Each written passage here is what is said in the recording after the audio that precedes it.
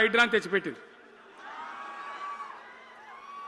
దానికి ఆ హైడ్రాకు ఆ పిసిసి ప్రెసిడెంట్ అని ఉంటాడు ఆయన, కాంగ్రెస్ కమిటీ అధ్యక్షుడు, ఆయన నిజామాబాద్లో పోయి చెప్తుండు, హైదరాబాద్లో హైడ్రా, నిజామాబాద్ కూడా తెత్తాం బిడ్డ, నిజామాబాద్లో నిడ్రా, రేపు జగిత్యాలలో కూడా జిడ్రా అంటాడు. ఇక అది ఏం కావాలి? మొత్తం పేదల కొంపలన్నీ కూల్చుడేనా? కేసీఆర్ రాజ్యానికి వచ్చినప్పుడు 3.5 లక్షల మందికి పేదలు ఎక్కడ ఉన్నారో అక్కడనే పట్టాలు ఇచ్చినాం.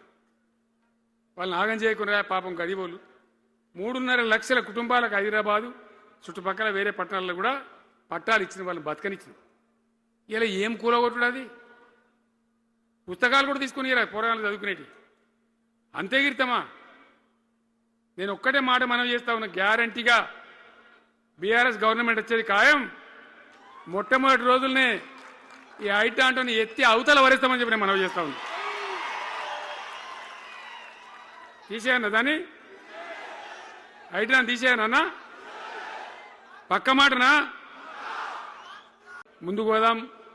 ఈ జగిత్యాల జైత్ర యాత్రనే మళ్ళీ మన రాజకీయ శక్తుల పునరేకీకరణ చేసుకుంటూ మనం విజయం సాధించే వైపుగా పోవాలి. తప్పక విజయం సాధించాలి.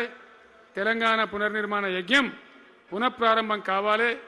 ముందుకు పోయి మనం విజయం సాధించాలని కోరుకుంటూ మీ అందరికీ కూడా పేరు పేరున ప్రతి ఒక్కరికి ధన్యవాదాలు తెలియజేస్తూ నేను సెలవు తీసుకుంటా ఉన్నా. జై తెలంగాణ,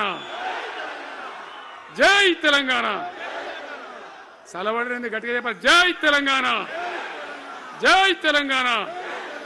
ధన్యవాదాలు.